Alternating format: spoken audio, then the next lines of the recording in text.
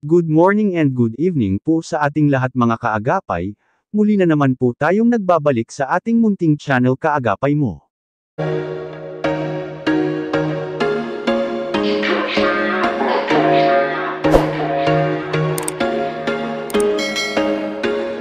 Gusto ko lamang po natin pasalamatan ang mga Kaagapay Mo Solid Karen Fans Group, sa lahat ng mga singers, supporters at sa lahat ng mga bumubuo ng Mock Arena. At sa mga bago pa lamang dito sa ating munting channel, na hindi pa nakapag-subscribe, please like, share, comment, subscribe, click the bell button para updated po kayo sa mga bagong upload video po natin. Suportahan din po natin ang channel nila Kuya Val Santos Matubang, Ate Edna Vlog at Kalingap Rab. So ito po mga kaagapay, alam kong maraming nakapanood sa part 72, kung saan nagsama sila Kalingap Vincent, Kalingap Edo at iba pa, upang dalhin si Princess Rena sa Naga, upang ipasuri kay Dr. De Los Reyes. At syempre hindi mawawala po dyan si J-Brad TV, aka Mr. Clown. Alam po natin na isa sa pinagkakatiwalaan ni Kalingap Rab sila J-Brad at Sagap TV, dito sa Naga para makipag-appointment kay Dr. De Los Reyes para sa check-up ni Princess Rena.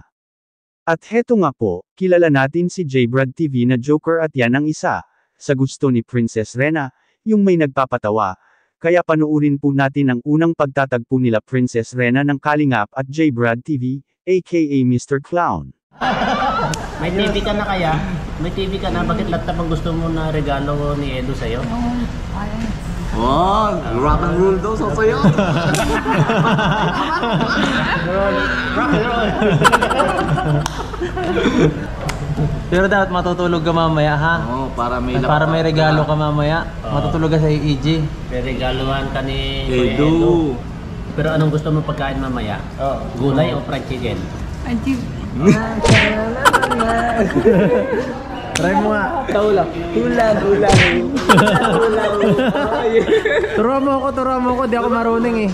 Bisa 1, 2, 3, 1, kaya mo. Di marunong. Turuan mo rin yun. Jumbo, hotdog, kaya mo ba? Di marunong. Ano yan? Di marunong. So ayan po mga kaagapay, bagay na bagay nga sila magsama nila Princess Rena at J-Brad TV, na talaga namang nagkukulitan at makikita natin kay Princess Rena, na masayang masaya siya kay J-Brad TV, sa pagpapatawa niya sa kanya at sa mga team Kalingap. Sa naging debut ni Carla kamakailan, na-invite nga ni Kalingap Rab, sila J-Brad at Sagap TV upang lumuwas sila papuntang Daet mula Naga City, kaya agad naman silang pumunta, dahil pagkakataon ito sa kanila J-Brad na makasama muli nila ang team Kalingap at syempre upang makita niya ulit si Princess Rena, muli natin panuurin mga kaagapay.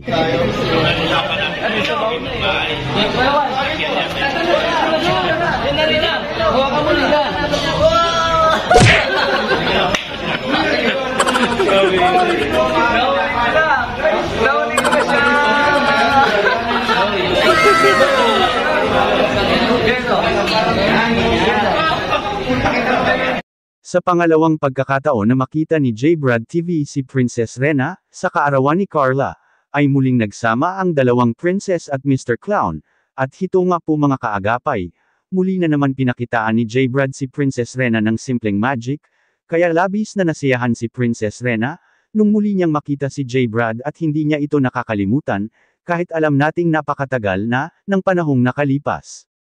At okay pa rin ang bonding nila, sa palagay po natin naalala ni Rena, yung panahon na nasa Naga sila, pag nakikita niya si J-Brad, sana nga lang mga kaagapay, muling ibalik ni Kalingap Rab sila J-Brad TV, Sagap TV sa Kalingap, upang lalo rin makilala pa ang kanila YouTube channel nila J-Brad at Sagap TV, so ayan lamang po ang ating topic ngayong araw, maraming salamat sa inyong walang sawang panunood.